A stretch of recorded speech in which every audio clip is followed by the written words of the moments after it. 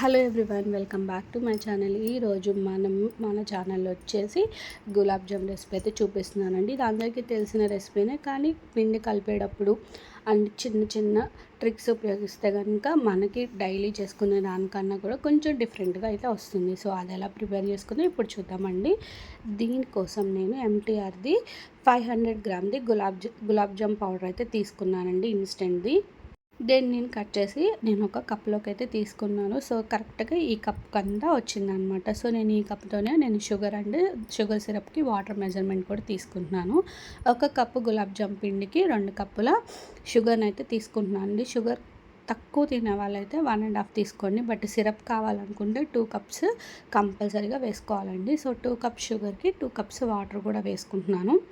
ఇలా ముందుగా sugar syrup prepare చేసుకోవడం వల్ల మనము గులాబ్ జాములు ఫ్రై చేసి వేడిగా ఉండే సిరప్లో వేస్తే కనుక మనకి గులాబ్ జాములు అనేవి జ్యూసీగా వస్తాయండి.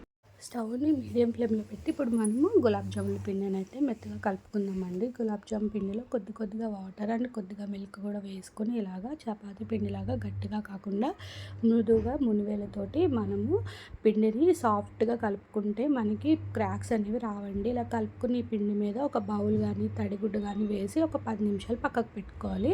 ఈ లోపల మనం షుగర్ సిరప్ని కూడా చూద్దామండి. షుగర్లో పంచదార మొత్తం కరిగిపోయింది. సో దీంట్లోనే ఇప్పుడు 4 ఇలాచీ కొంచెం దంచి పౌడర్లా చేసుకుని వేసుకుంటున్నాను అండి, ఫ్లేవర్ కోసము. అలాగే కొద్దిగా 1 స్పూన్ వచ్చేసి రోజ్ వాటర్ని కూడా వేసుకుంటున్నాను అండి. రోజ్ వాటర్ వేసుకోవడం వల్ల గులాబ్ జాములో టేస్ట్ అనేది కొంచెము డిఫరెంట్గా ఉంటుంది. రెగ్యులర్గా చేసుకునే వాళ్ళు ఇలా ఒకసారి చేసుకుని చూడండి, మీకు కంపల్సరీ నచ్చుతుంది అనమాట. ఇలా ఇవన్నీ కూడా వేసుకున్న తర్వాత మనము షుగర్ వచ్చేసి లైట్గా పాకం వస్తే సరిపోతుందండి. మనం ఇలా పట్టుకున్నప్పుడు కొంచెం మనకి జిగురుగా ఉంటే మనకి సరిపోతుంది అనమాట. సో ఇలా ప్రిపేర్ చేసుకున్న ఈ షుగర్ సిరప్ని మనము స్టవ్ ఆఫ్ చేసుకుని దాని మీద ఒక మూత పెట్టుకుని పక్కకు పెట్టుకుందాం అండి. ఇప్పుడు మనము 10 నిమిషాల తర్వాత మన గులాబ్ జామ్ పిండి చూసారా ఎంత మాయిశ్చరైజ్గా ఉందో, చక్కగా తడిగా అనిపిస్తుంది కదండి. ఇలా కొంచెం మృదువుగా ఇంకొక 2 నిమిషాల పాటు బాగా మనం గులాబ్ జామ్ పిండిని బాగా కలుపుకున్న తర్వాత దీనిలో నుంచి మనకు కావాల్సిన సైజులో వచ్చేసి మనం గులాబ్ జామ్స్ అయితే చేసుకుందామండి. ఇప్పుడు మనకి ఆయిల్ కానీ నెయ్యి కానీ రాసుకోవాల్సిన అవసరం అయితే ఉండదు, ఎందుకంటే పిండి అయితే పొడిబారలేదండి. సో మనకు కావాల్సిన సైజులో ఇలాగా రౌండ్ బాల్స్ అయితే చుట్టేసుకుందాం అండి. ఫస్ట్ కొద్దిగా గట్టిగా ప్రెస్ చేసుకుని తర్వాత లైట్గా ప్రెస్ చేసుకుని క్రాక్స్ రాకుండా ఇలాగ వీడియోలో చూపిస్తున్న విధంగా అయితే మొత్తం మనం కలుపుకున్న పిండిని అయితే మనం గులాబ్ జామున్ రౌండ్స్ అయితే తిప్పేసుకుందాం అండి. చూసారు కదా, ఇలాగా మొత్తం అయితే మనకి గులాబ్ జామ్వి బాల్స్ అయితే రెడీ అయిపోయిందండి. ఇప్పుడు ఫ్రై చేసుకోవడం కోసం ముందుగా స్టవ్ ఆన్ చేసుకుని ఇలా ఒక బాండీ పెట్టుకుని మనకి గులాబ్ జాములు ములిగే వరకు ఆయిల్ అయితే వేసుకుందామండి. సో దీన్ని మనం మీడియం ఫ్లేమ్ మీద బాగా కాగిన తర్వాత అప్పుడు స్టవ్ని లో ఫ్లేమ్లో టర్న్ చేసుకుని మనకి పిండిలో నుంచి కొంచెం ఇలా వేస్తే మనం వేయగానే మనకి ఆ పిండి ముద్ద అనేది ఒక 2 నిమిషాలు ఆగి ఇలాగ పైకి పొంగాలండి.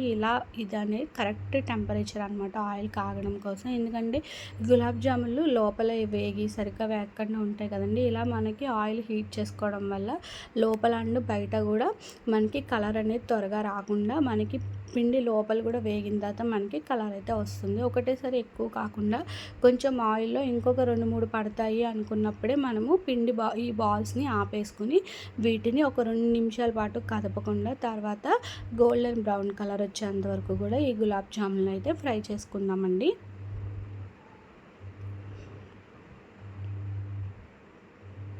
ఇలా మనకి బాల్స్ వేసినప్పుడు ఇలాగా కొంచెం మనకి బబుల్స్లా వస్తాయి కదా, ఒక 2 నిమిషాలకి ఆ బబుల్స్ అనేవి తగ్గుతాయి అన్నమాట అండి. దీన్ని చిన్నగా ఒక స్పూన్ తోటి సెకండ్ సైడ్ కూడా టర్న్ చేసుకుని నిదానంగా లో ఫ్లేమ్లో మనము ఫ్రై చేసుకోవాలండి.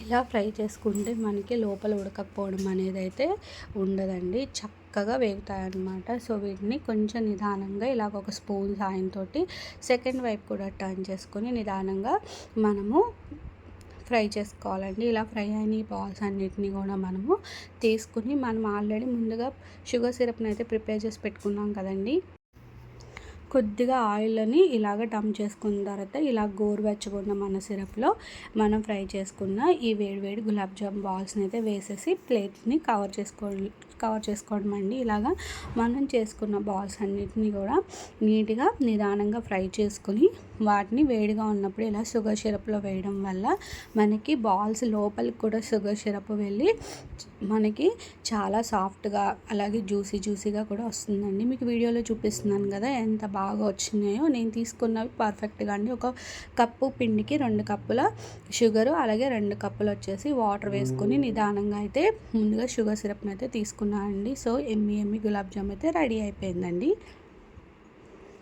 ఇప్పుడు వీటిని సర్వింగ్ బౌల్లో తీసుకొని హ్యాపీగా మన గులాబ్ జాములు అయితే ఎంజాయ్ చేయండి. మీకు ఈ వీడియో నచ్చితే కనుక లైక్ చేయండి. మా ఛానల్లో అప్లోడ్ చేసిన వీడియోస్ మీకు నచ్చితే మా ఛానల్ లైక్ చేయండి, సబ్స్క్రైబ్ చేయండి. Thank you.